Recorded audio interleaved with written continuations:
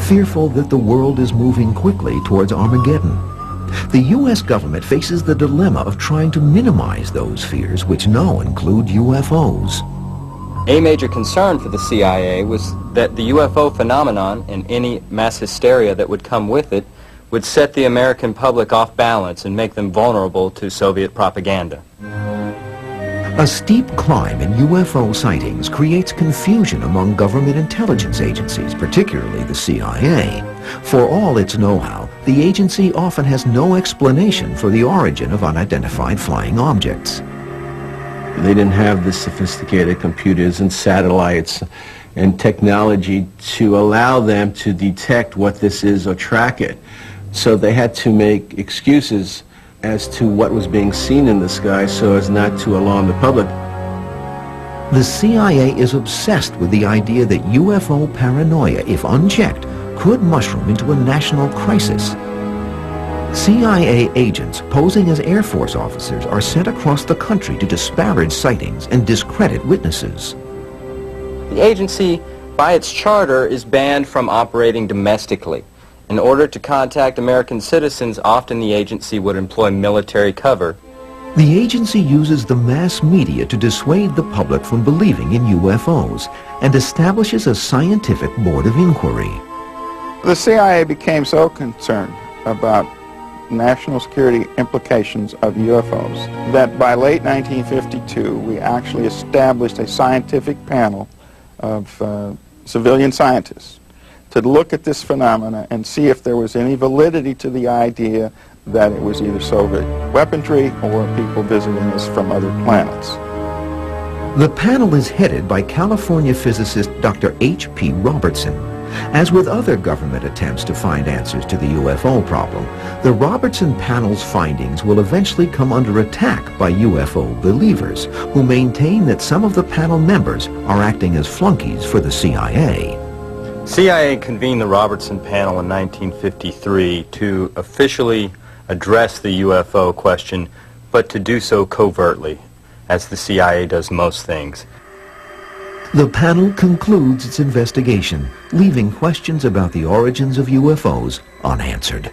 The scientists on the Robertson panel concluded that UFOs, whatever they were probably not of extraterrestrial origin. These scientists suggested that the government engage in a public debunking campaign to minimize hysteria about UFOs.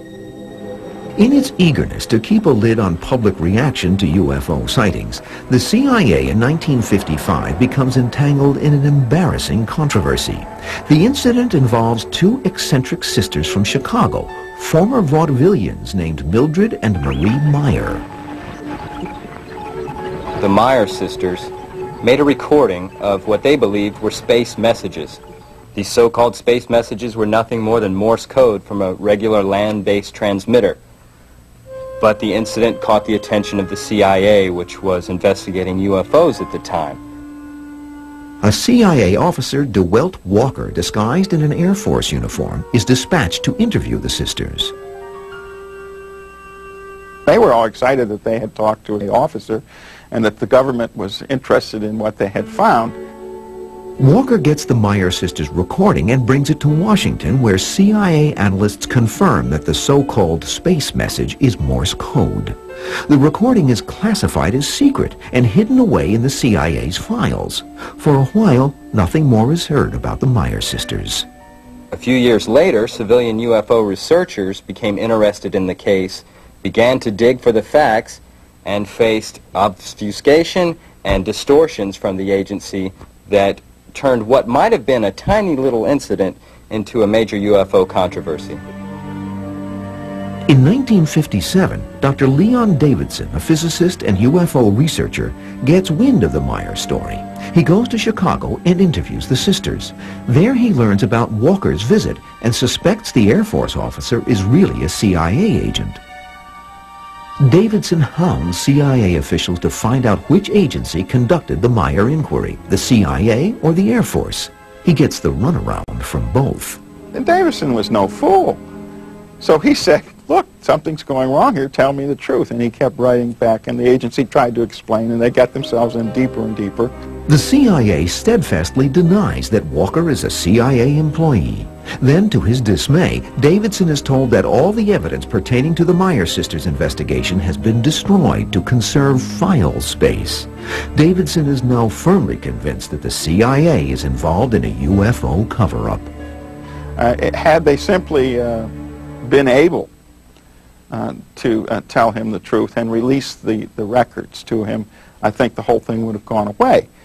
Further controversy is stirred up in 1958 when a former Marine Corps pilot, Major Donald Kehoe, tells the media that there's a government conspiracy to hush up the truth about UFOs. Major Donald Kehoe was a great pioneer who stuck his neck out in the early days, championing the cause of the UFO situation.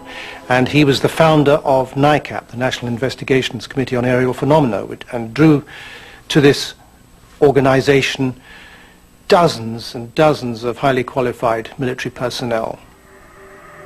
Kehoe argues that the government has in its possession reams of evidence proving that UFOs, controlled by a superior intelligence, are currently in our midst. We are being observed by some type of device which is ahead of us, far ahead of us, and is probably controlled by a highly advanced superior civilization. It has reached to the point where many people in the Air Force have the same conclusion. In fact, the Air Force... Kehoe's voice is soon joined by others. Air Force Captain Edward J. Ruppelt, formerly in charge of Project Blue Book, the Air Force's UFO investigative arm, confides in Kehoe that the CIA is behind the Air Force's debunking of UFO sightings. Ruppelt tells Kehoe, "We're ordered to hide sightings whenever possible and ridicule the witness. We even have to discredit our own pilots."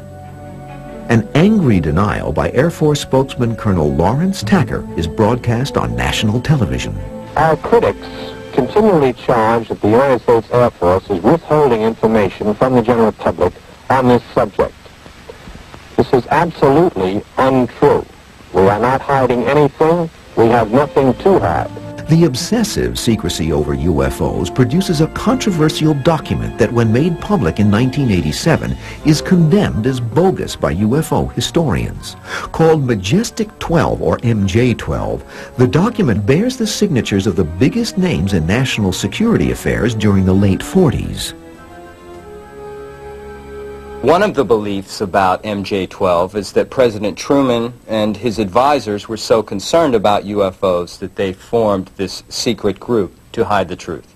The document purportedly calls for a total blackout of pertinent evidence pointing to the existence of extraterrestrial beings and spacecraft. It's all too sensational. Real government documents, even when they talk about extraordinary things, are much more serious and sober. The MJ-12 documents read like a pop culture document.